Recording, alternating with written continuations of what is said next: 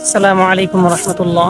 সম্মানিত ভিউয়ার্স, তো আল্লাহ তাআলার অপূর্ব নিয়ামত, আমরা এই দুনিয়াতে বেঁচে থাকার জন্য কত কিছু আমরা আহার করে থাকি। প্রায় সময় আমি আপনাদেরকে অনেক কথাবার্তা বলে থাকি, আপনাদেরকে আমার এগ্রিকালচারগুলো দেখাইতে থাকি।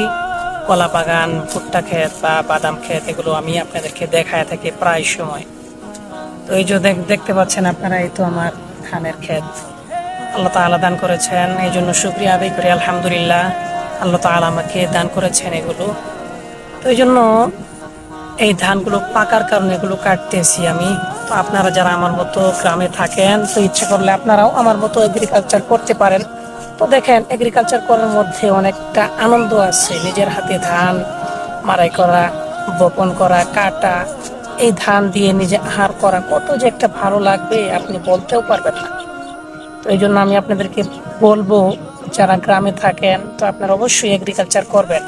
তো এই জন্য আমি কষ্ট করে হলেও ধান কাটতেছি, তারপর কিন্তু মনের মধ্যে একটা আনন্দ রয়েই গেছে। আপনারা দেখতে থাকুন আল্লাহ তাআলার অপূর্ব নিয়ামত।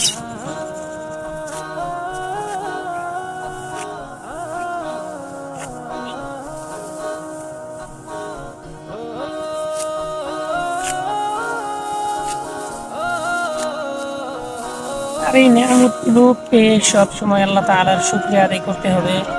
আপনি যদি শুকরিয়া আদায় না করেন, তাহলে কিন্তু নেক্সট টাইমে আল্লাহ তাআলা এই নিয়ামত কিন্তু আল্লাহ তাআলা আপনার থেকে ছিনিয়ে নেবেন এবং শাস্তির ব্যবস্থা করে দেবেন। এই জন্য আমি বলবো, সব সময় আল্লাহ তাআলার নিয়ামত পেয়ে শুকরিয়া আদায় করতে হবে।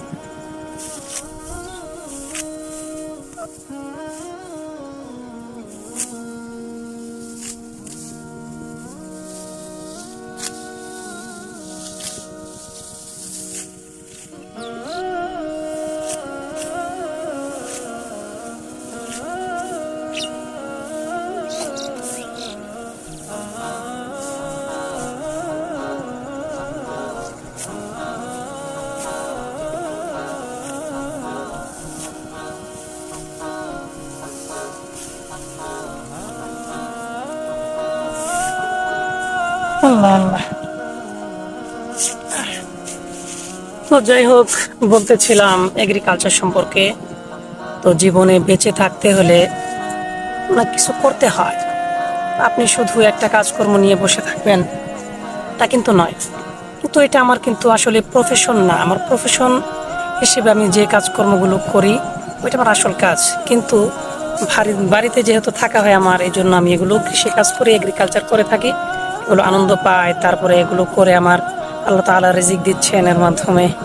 এই জন্য সবসময় আপনারাও এরকম কাজকর্ম করবেন, নিজের হাতে ফসল ফলিয়ে খাবেন, দেখবেন মনে অনেক ভালো লাগবে, আনন্দ লাগবে। Thank you so much. দেখতে থাকুন আপনারা আমার ভিডিওটি।